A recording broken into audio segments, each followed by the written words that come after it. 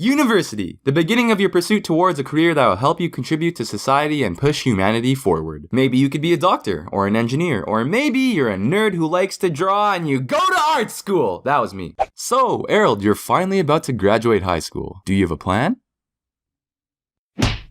Well, it looks like you've made it onto the honor roll, you landed a scholarship, and you've been pre-accepted into the nursing program in one of the top universities in this province. So, I would guess you'll be heading out to nursing school this fall then, hey? I kind of want to go to art school. Wait, what? So, that's exactly what I did. I moved cities and pursued my bachelor's degree of design in illustration and graphics.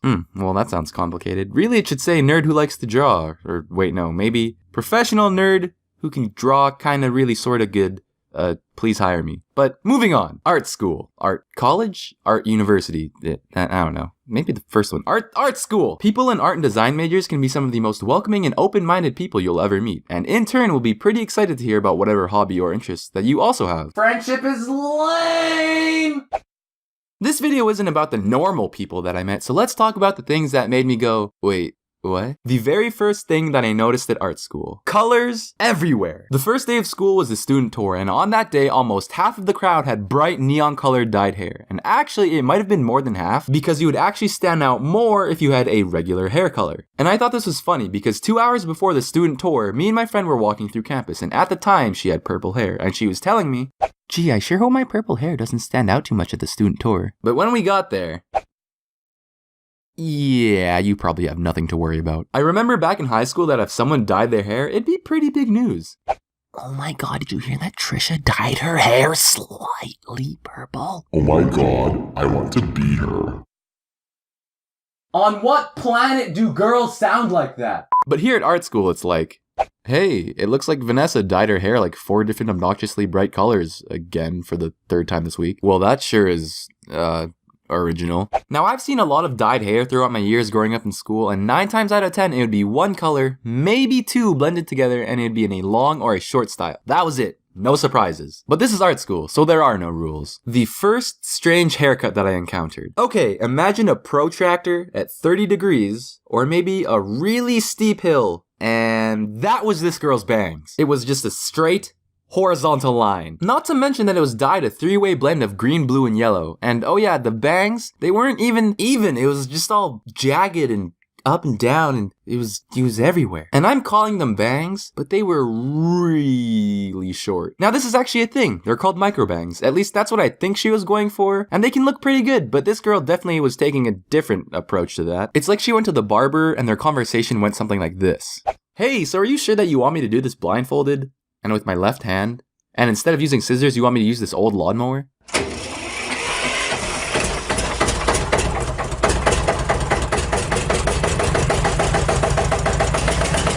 Yes. At one point I got into a conversation with this girl, and I basically asked her what was the inspiration for her, high fashion follicles. And she responded, I don't know.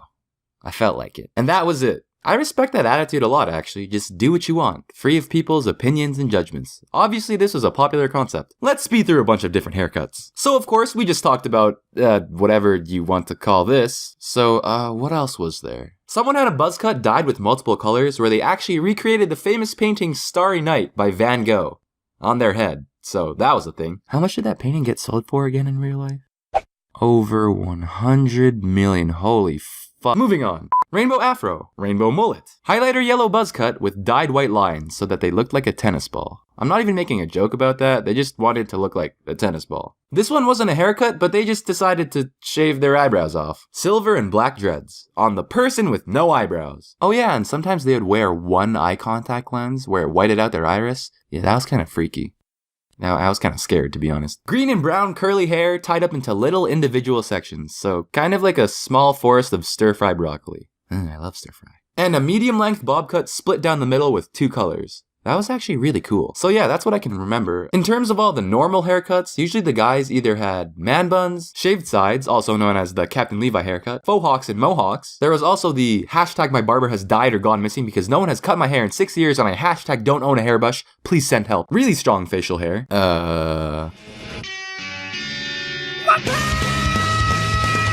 bald. And of course, my favorite, the, oh look, it's a pretty girl with long hair. It's a dude. Girls had classic and long short styles, but now that I'm thinking about it, undercuts, mohawks, and being bald were equally popular among both groups. People just like being bald. There was obviously no limit to what you could do with your hair, and we didn't have a dress code either, but if we did, it would probably look like this.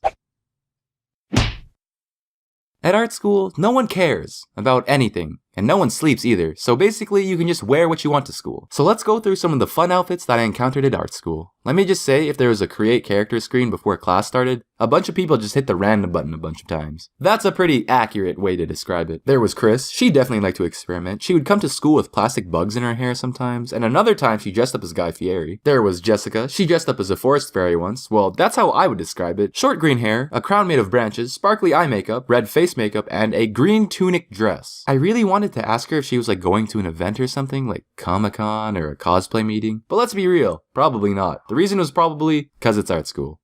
There was my wonderful friend Holly, love that girl. She had multiple outfits. There was a gold jumpsuit, a killer combination of a turtleneck and a fur vest, and finally a lab coat, for no reason. Wait, no, there was a reason. Because it was art school. Actually, wait, I remember there actually was a real reason, not because it was art school, but she was sick that day, so she wore a surgical mask to school, and then she was like, I just have to complete the look, man. Holly was cool. Shout out to Holly, she drew me a map for my first date. It was basically Halloween on whatever day you wanted, and actually that reminds me, on the day of Halloween we had midterm exams, so a bunch of people actually didn't dress up, including the fairy girl. The girl that dressed up as a fairy on a regular school day didn't dress up for Halloween. It's bizarre, I know. Okay, I'm going to go through one more person and then wrap this up. I'm going to call this guy Dante. Dante McEdgelord.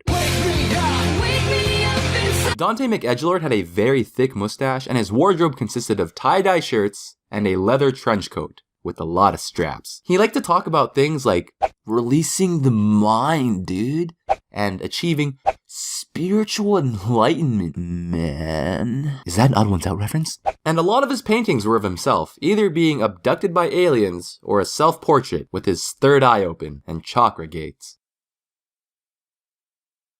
But if it wasn't a painting of himself, he also enjoyed painting naked girls. He had his top two priorities, spiritual enlightenment and naked girls. Yeah, Dante McEdgelord. Interesting guy. Dante McEdgelord was a first year like me and my friends, but he was in his early 30s, which is totally cool, but sometimes he would comment on other first year students' Facebook photos like, hey girl, you look good tonight. Purple hair is sexy. Oh god! Just keep in mind, some of us had just graduated high school and we were barely half of his age. Not to mention, some of us weren't legal. Dante, stay away from the children! But anyways, Dante McEdgelord was a harmless guy. I'm sure he was just joking around. Probably.